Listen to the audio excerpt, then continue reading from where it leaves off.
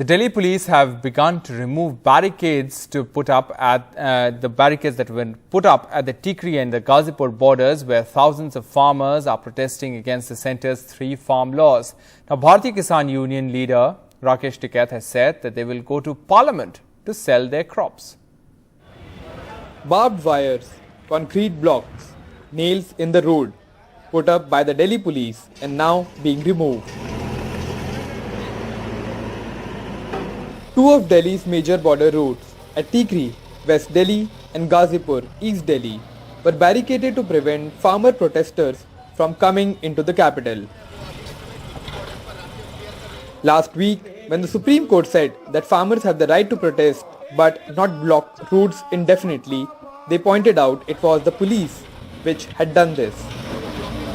For labourers and businesses alike in the area, this is long overdue.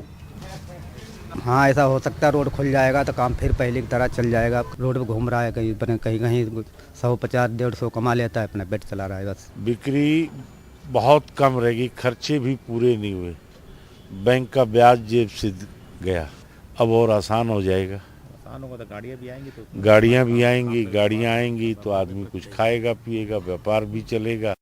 The Delhi police now wants farmers to also remove their tents from one side of the border. ये Delhi police की एक पहल है और हम लोग ये चाहते हैं कि ये हाईवे है और इस हाईवे में आना जाना शुरू हो। बहरहाल जो प्रोटेस्टिंग फार्मर्स हैं उनसे हम लोग संपर्क में भी हैं, उनसे हमने पहले रिक्वेस्ट भी किया है। Farmer leader Rakesh Tikait has made it clear once the barricades are removed, the farmers will enter the national capital.